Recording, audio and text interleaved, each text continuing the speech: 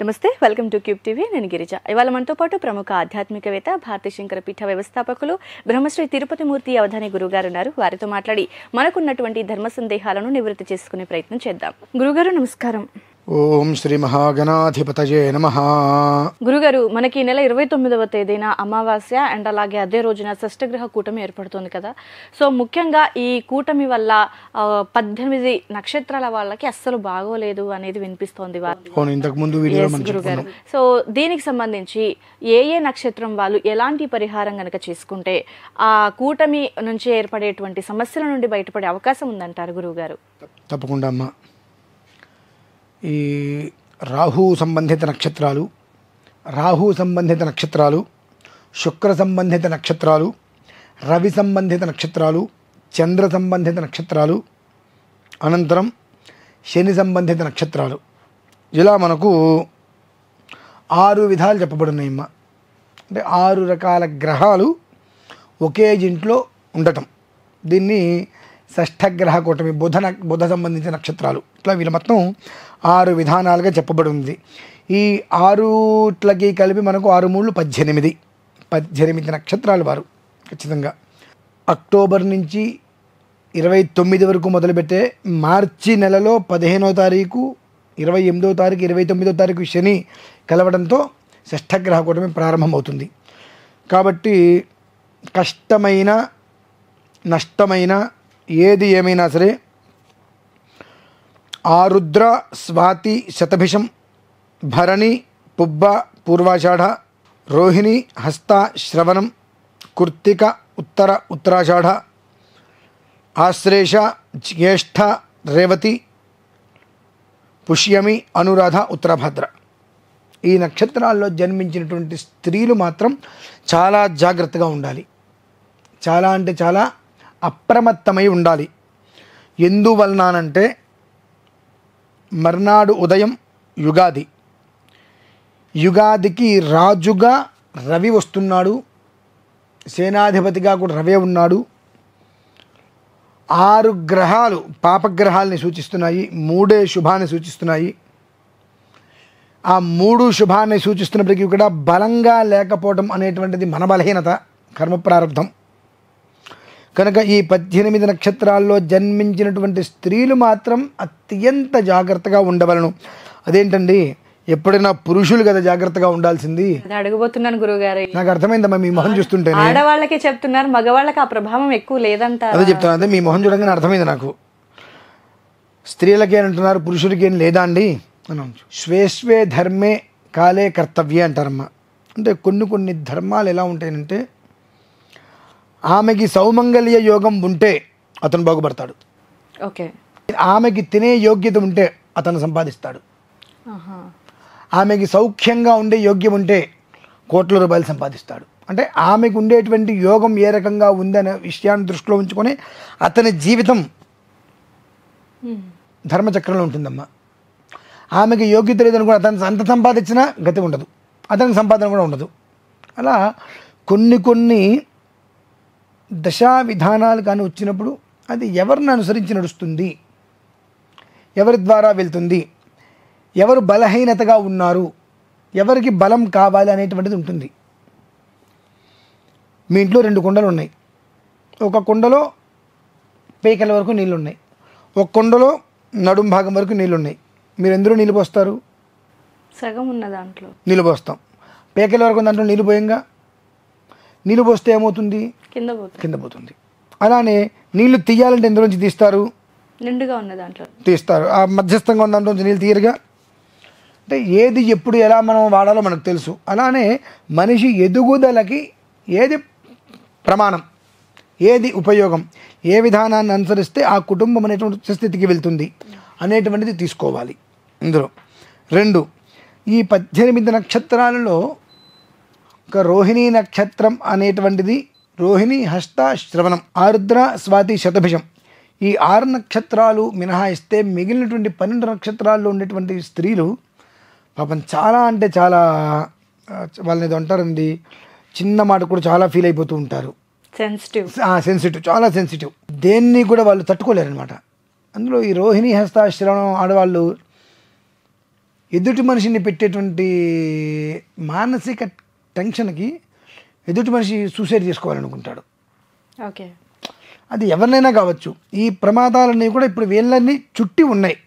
సహేంద్ర తక్షకాయ స్వాహ అన్నట్టుగా చుట్టి ఉన్నాయి కనుక వాళ్ళకున్నటువంటి ప్రమాదాలు చాలా ఎక్కువగా ఉన్నాయి కనుక వారు అత్యంత జాగ్రత్తగా ఉంటూ ఆ పురుషులు పత్ని సమేతంగా సతీ సమేతంగా కొన్ని ప్రక్రియలు కనుక చేసుకోగలిగితే ఈ షష్ఠగ్రహ కూటమి మర్నాటి నుంచి వచ్చేటువంటిది ఏదైతే యుగాది అనేటువంటిది ఉన్నదో ఆ యుగాదికి రాజుగా రవి రావటం వలన వచ్చేటువంటి మానసిక శారీరక ఆర్థిక సమస్యల నుండి తనను తాను రక్షించుకోగలిగేటువంటి స్థితి యోగం అనేటువంటిది వస్తుందమ్మా.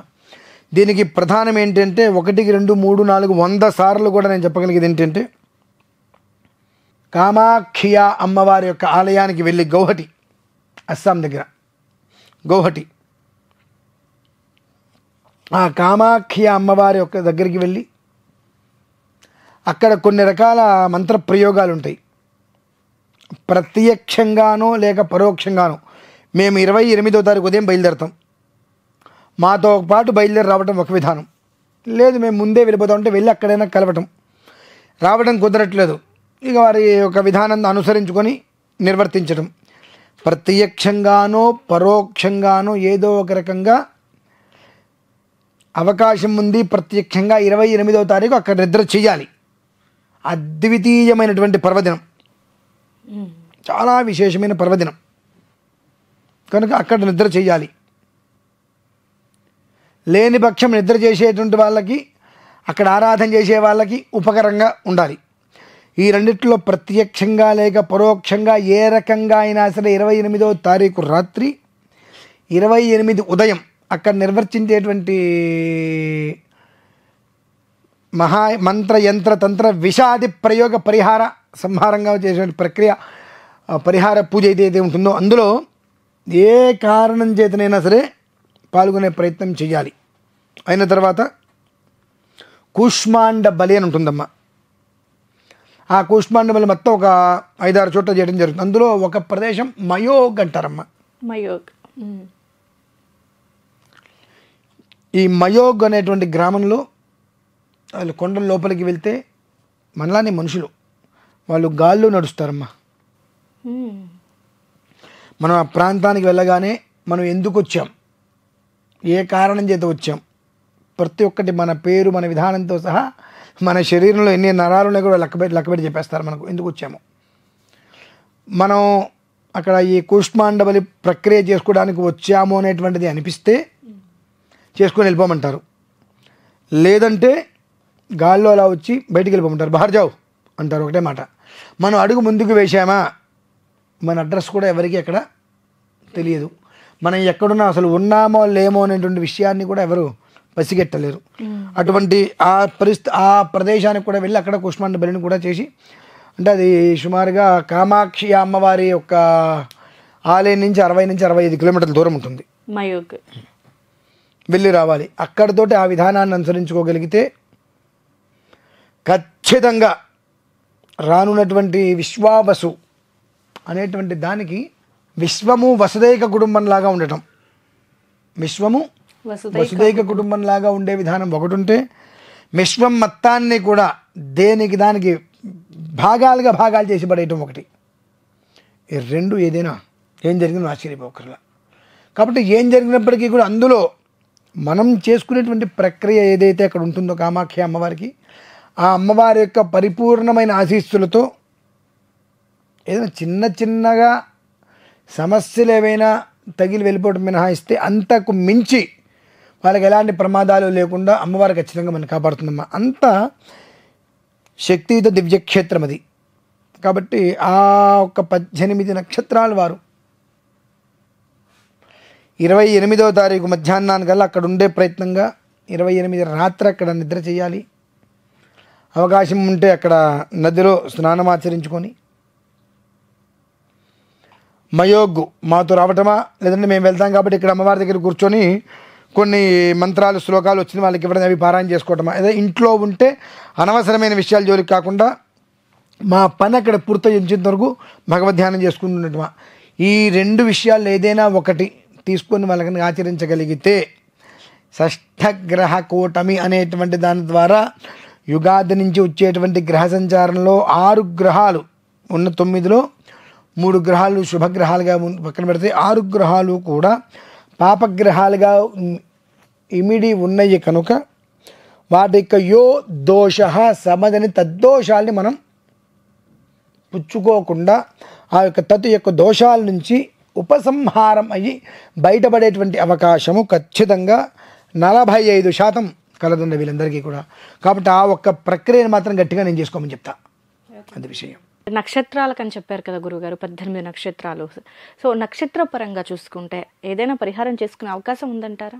ఇప్పుడు చెప్పానమ్మా, అంటే ఇంట్లో నేనేదో చేసుకుంటాను, ఇలా గణపతికి పూజ చేసుకుంటాను, గౌరీకి పూజ చేసుకుంటాను అంటే అవదమ్మా. సో ఖచ్చితంగా కామాఖ్య వెళ్ళాల్సి. కామాఖ్య అమ్మ అంటే మీకు ఒక మాట చెప్తా, మీరేమనుకోరు కదా. మీరు డాక్టర్ చదివారు, యాక్టర్గా ఉంటే బాగుంటుందా? బాగోదు. పర్లేదు, చేయొచ్చు. యాక్టర్ బాగా అలవాటుంది మీకు, డాక్టర్గా మీరు వ్యవహారం చేయగలరా వెళ్ళి? అసలు కుదరదు కదా. కొన్నిట్లకి ఇవి కుదరవు ఉన్నప్పుడు ఎందుకు ఏమిటి అడగటం వద్దు. ఓకే, కుదిరి ఏం చేస్తే కుదురుతుంది, ఫలానా ఉంది దాన్ని అనుసరిద్దాం. దీనికి ఎలా కుదురుతుంది, ఇలా కుదరదు, అలా కుదరదు, ఏం చేస్తే కుదరదు అన్నప్పుడు ఏం చేసినా కుదరదు. 80 ఏళ్ళ వాళ్ళకి పెళ్లి చేసేది అంతా అనగలమంటే గంతాడండి. కుదరదు అంటే ఏం చేసినా కుదరదు. కుదురుతుంది అన్నప్పుడు ఏ విధానం కుదురుతుంది, దాన్ని అనుసరించి జీవితాన్ని మనం ప్రశాంతంగా చేసుకోవాలి అంతే. ఓకే గురుగారు, సో షష్టగ్రహ కూటమి 18 నక్షత్రాల వాళ్ళకి కూడా 18 నక్షత్రాల వారికి కూడా ఇబ్బంది ఎదురవుతుందని చెప్పారు, అందులో ముఖ్యంగా ఆడవాళ్ళకి. సో అలాంటి వాళ్ళకి మీరు చెప్పినటువంటి పరిహారం ఖచ్చితంగా కామాఖ్య వెళ్ళి తీరాల్సిందే.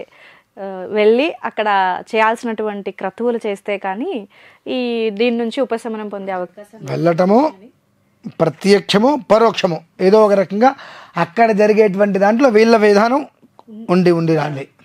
ఓకే గురుగారు, సో చాలా చక్కటి ఇన్ఫర్మేషన్ని అందించారు. ఎందుకంటే మనకి ఇది రాబోయే రోజుల్లో ఈ షష్టగ్రహ కూటమి ప్రభావం ఏ మేర ఉంటుంది అనేది మనకి ఇప్పుడు కాదు, దాదాపు గత 3-4 నెలల నుంచి కూడా ఇది మొదలైపోయింది. బట్ అది ఫేస్ చేసే ముందు అట్లీస్ట్ మనం కొంతమేర దాని నుంచి బయటపడే అవకాశం కావాలని ఎవరైనా కోరుకుంటారు. సో దానికి తగినటువంటి చాలా చక్కటి పరిహారాన్ని తెలియజేశారు గురువుగారు. ధన్యవాదాలు.